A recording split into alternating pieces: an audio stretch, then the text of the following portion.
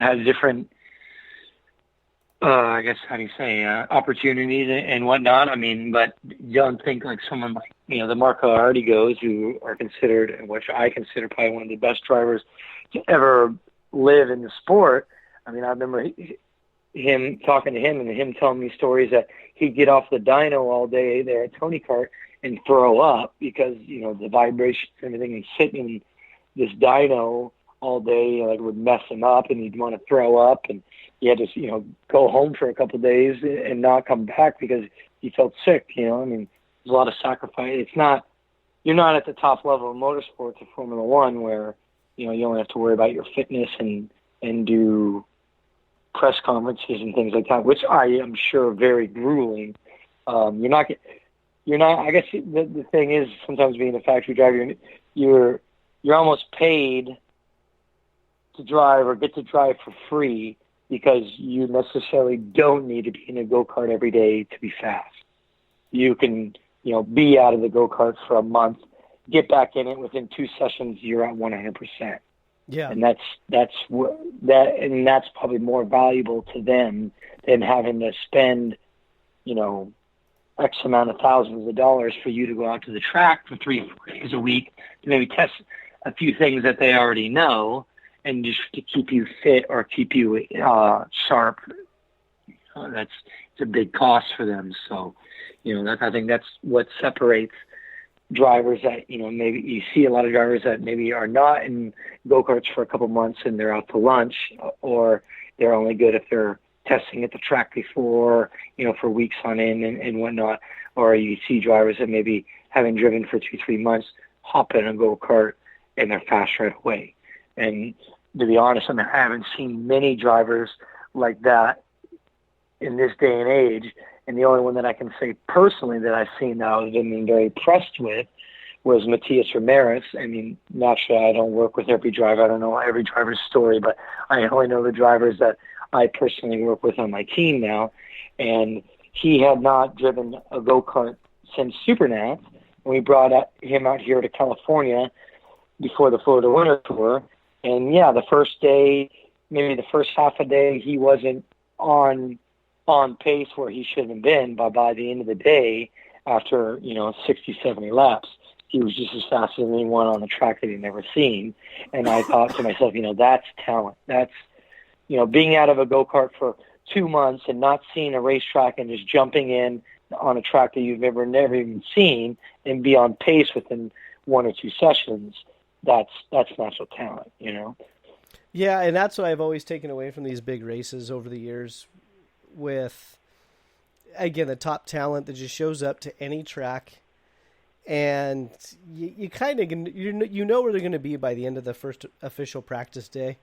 And a lot of times it's just the same names, and it doesn't matter how much time they have on the track. It's like they just figure it out and they adapt so quickly, and they just follow the track conditions and they know what to do.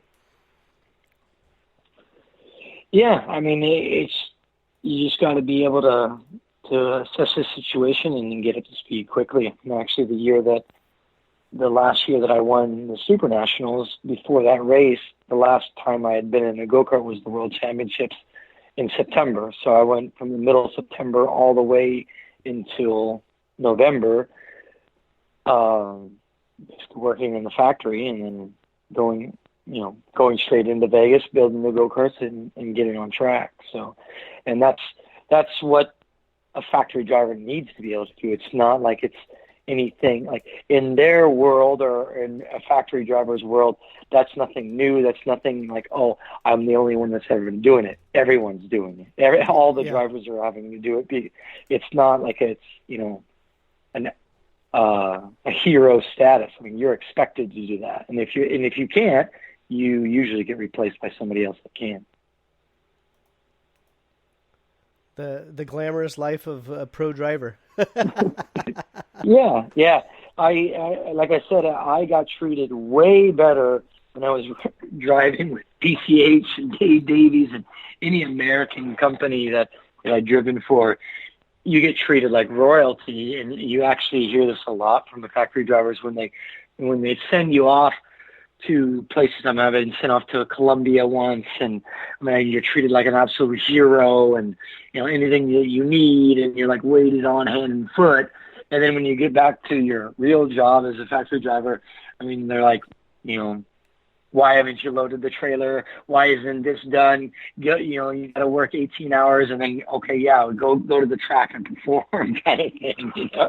You get treated so much better by the importers and everything else because I don't know. And what I think it is probably these importers for these big car companies or factories. They probably think, oh, this is how the drivers get treated all the time. We need to treat them just like this. And if they only knew how some drivers are treated, it's like, they'd put you to work and start putting customers' go-karts together before you put yours together, Yeah.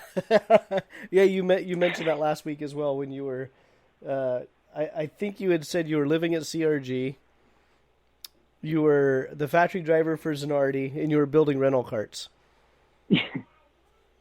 As like, and I don't want anyone to take away from telling the story thinking like, oh, like it's so bad or he's so ungrateful. Like I was doing those things willingly, knowing the opportunity that I had, like I know 95% of these listeners would be like, well, just shut up and do it. I mean, you got to be a factory racing driver and 100% I knowingly was doing all these things, willingly because I knew the opportunity and that, many people would kill for the opportunity that I had and be able to do it for so long and to do it for so many different companies. I mean, I did it willingly. Trust me.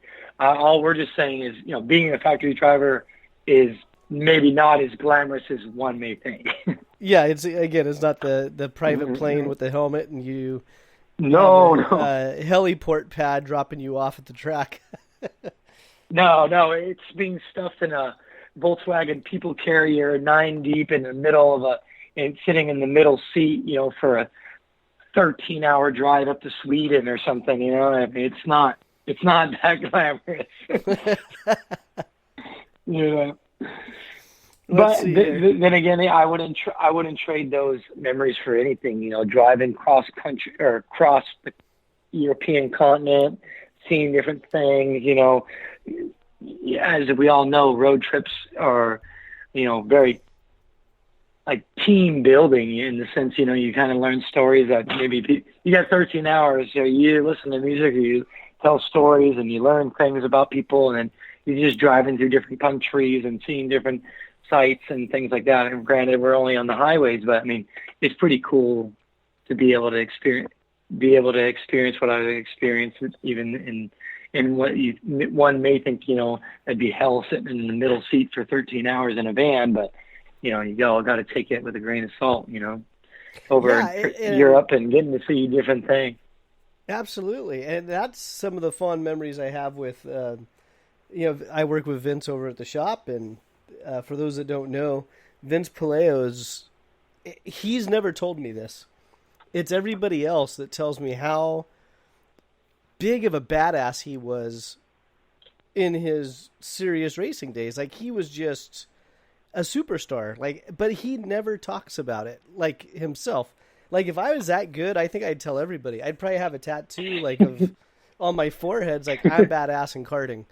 But he's so humble about it. And on the road trips, it takes him about an hour or two to kind of start talking. And him and we had one road trip to Vegas, and he just started talking about him driving back to the Midwest somewhere for the SCCA runoffs, the championship races. And it's like, what, you did that? He goes, yeah, I did that. And he just started talking about the stuff he did.